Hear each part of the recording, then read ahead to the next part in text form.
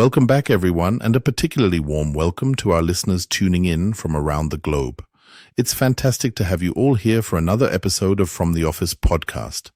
I'm your host, and today we're diving deep into something truly fascinating: the results of a recent remote viewing session concerning the Havara Labyrinth. Now, this isn't just some random archaeological site. This is a structure that challenges our understanding of ancient Egyptian anxieties, power dynamics, and even potential advanced knowledge. For those unfamiliar, the Havara Labyrinth sits near the Havara Pyramid. You've probably seen images of it. Recent scans have revealed its scale is astounding. Herodotus himself described structures in his time as the most extraordinary things humankind had ever built, and this labyrinth rivals even those descriptions. We undertook this remote viewing at the request of a very curious listener, and what came back? Well, let's just say it was profound. The overwhelming impression from the remote viewers? The Havara Labyrinth is born of fear, pure palpable anxiety. It's not about grandeur or celebration, it's about control and survival. We're talking about Amenemhat III, a pharaoh who reigned towards the end of Egypt's 12th dynasty.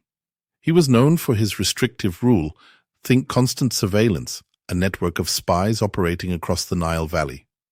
But what really stood out during these remote viewing sessions was this deep-seated paranoia he experienced in his late 30s.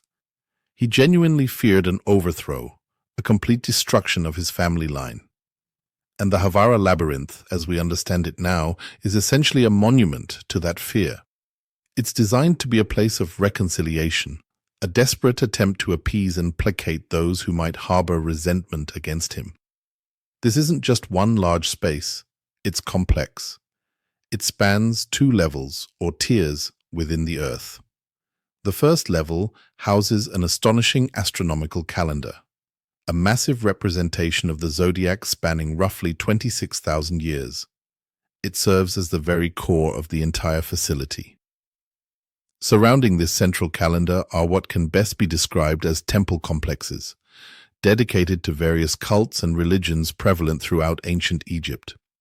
We're talking about 11 distinct subdivisions, each seemingly endless in its scope. For every deity worshipped, there's a dedicated temple constructed. It was intended that these temples would remain accessible to the people after his death, fostering a sense of reverence for the site itself. Let me just run through some of those deities because their presence here is really significant. First up, Ra, the sun god, arguably the most important deity in the Egyptian pantheon. He was considered the creator of the world and ruler of the gods, often depicted with a falcon head and a solar disk above it. Then there's Osiris, god of the afterlife, resurrection, and fertility. He's a hugely significant figure representing rebirth and renewal after death. His mythology is central to Egyptian beliefs about what happens after this life.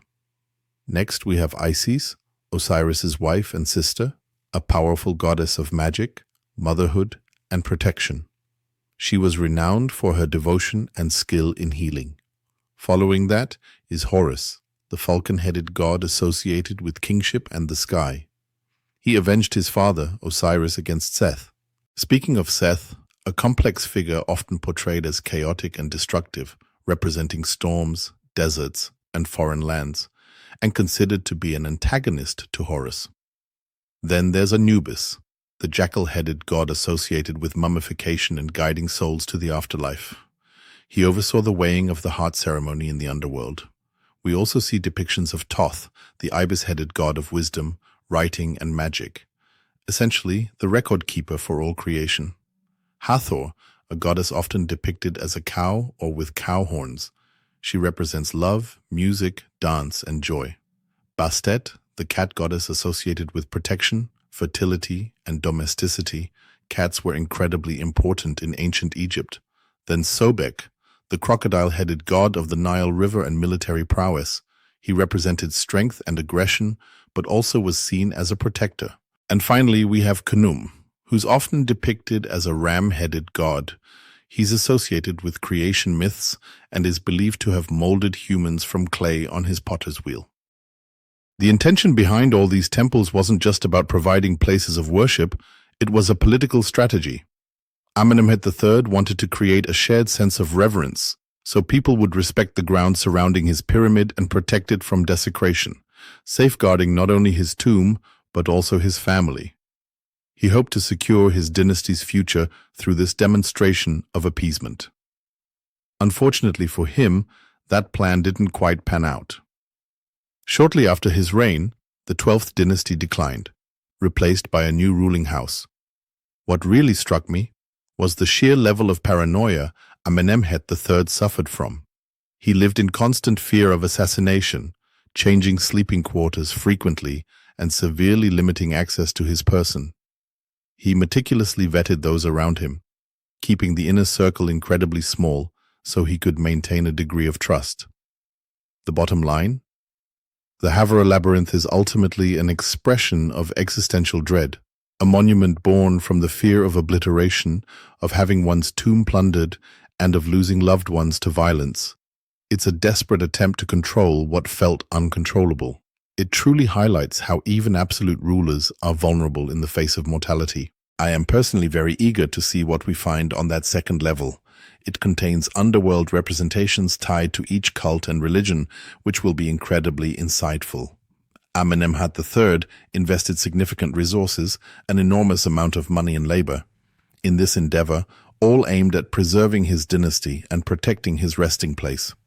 He wanted the people, all the nations along the Nile whom he had conquered, battled, politically defeated, and militarily subdued, to reconcile with him, to view the area as sacred ground, thus protecting it from desecration. And that's all we have time for today. I hope this glimpse into the Havara Labyrinth has been as fascinating for you as it was for us. Thank you for joining me on From the Office podcast, and I look forward to hearing from you all next time. May peace be with you.